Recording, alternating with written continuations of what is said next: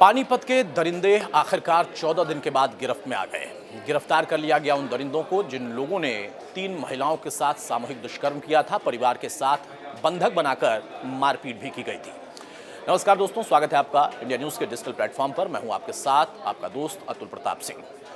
जो पानीपत के दरिंदे थे उनकी तलाश लगातार पुलिस की टीमें कर रही थी और उनकी अलग अलग लोकेशन जब मिली तो उन कड़ियों को जोड़ते जोड़ते आखिरकार पुलिस उन तक पहुंची जिन लोगों ने इस पूरे घटनाक्रम को पूरी प्लानिंग के साथ अंजाम दिया था।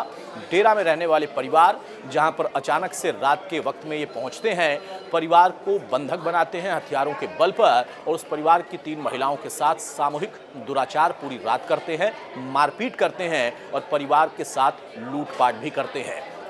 जैसे इस मामले का खुलासा हुआ, टीमों का गठन कर दिया गया था। इन लोगों के कई स्केच बनाकर लगभग 20 से ज़्यादा स्केच जारी किए गए थे ताकि लोगों के जरिए इन लोगों तक पहुंच पाए टीमें। हालांकि शुरुआती दौर में सफलता नहीं मिल पा रही थी, इसीलिए जब वक्त धीरे धीरे बीत रहा था तो ये सवाल खड़े होने शुरू हो गए थे कि क्या पुलिस के हाथ अभी भी खाली हैं, क्या पुलिस इन अपराधियों तक पहुंच नहीं पा रही है। अभी तक कोई गिरफ्तारी तो बहुत दूर की बात है, कोई इनपुट भी नहीं निकल पा रहा, लेकिन पुलिस की टीमें लगातार लगी रहीं। जिन लोगों के स्केच जारी किए गए थे उनके बारे में छानबीन करते हुए, पड़ताल करते हुए तमाम लोगों से पूछताछ की गई। उन तमाम लोगों से पूछताछ के आधार पर कुछ ऐसे संदिग्धों के बारे में पुलिस को अच्छे इनपुट मिले जिस पर पुलिस की टीम ने बड़ी गोपनीयता के साथ काम किया और फिर अंततः 14 दिन के बाद इन दरिंदों को गिरफ्तार कर लिया गया। जो घटना घटित हुई उसने एक बार फिर से सभी को शर्मसार भी किया और साथ में इस पर सवाल भी खड़े किए कि रात में या दिन में भी इस तरह के गिरोह लगातार सक्रिय हैं जो कि प्लानिंग के साथ ऐसे परिवारों को निशाना बना रहे, वो चाहे डेरा में रहने वाले परिवार हों या फिर कोई आम और अन्य परिवार हों, वो रेकी करके बाकायदा उन जगहों पर पहुंचते हैं और पूरा पैटर्न होता है जिस पैटर्न पर वो घटनाओं को अंजाम देते हैं। वो न सिर्फ परिवार की महिलाओं के साथ सामूहिक दुष्कर्म करते हैं बल्कि पूरी रात उन घरों में उनकी मौजूदगी रहती है, यानी उनको इस बात का कहीं से डर भय नहीं रहता है कि जो घटना वो घटित कर रहे हैं, अंजाम दे रहे हैं, इसकी सूचना तुरंत कहीं पुलिस तक पहुंच पाएगी। वो बड़ी प्लानिंग के साथ ना सिर्फ उस घटना को अंजाम देते हैं, फिर उसके बाद सुबह के वक्त में वो परिवार को छोड़ते हैं बंधक बनाकर या फिर जो है उनके साथ मारपीट करके, कुछ लूटपाट करके भी।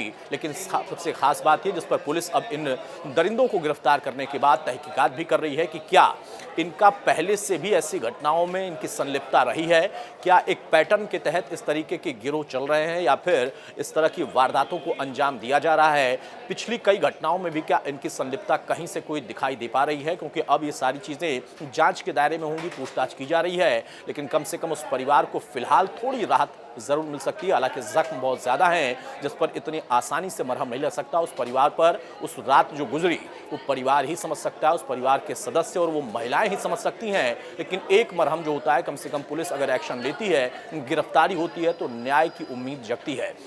पुलिस अधिकारियों का भी कहना है कि हमने तमाम कड़ियों को जोड़ा और तब इन दरिंदों तक हम पहुंच पाए, क्योंकि हमारे लिए भी बड़ी चुनौती थी। बहुत सारे लोगों से पूछताछ की गई, कई स्केच बनाकर लोगों के बीच में दिखाए गए, लेकिन कोई खास इनपुट नहीं मिल पा रहा था। इसलिए हमारे लिए थोड़ी मुश्किल ज़्यादा हो गई थी कि आखिर कोई ऐसा व्यक्ति हमारे जद में ना आ जाए जिसका इस केस से कोई लेना देना नहीं है, लेकिन वो इसमें फंस जाए। लेकिन इन दरिंदों तक हम जिस तरीके से पहुंचे, थोड़ा सा हमें समय लगा, विलंब तो हुआ, लेकिन आखिरकार हमें सफलता मिल ही गई।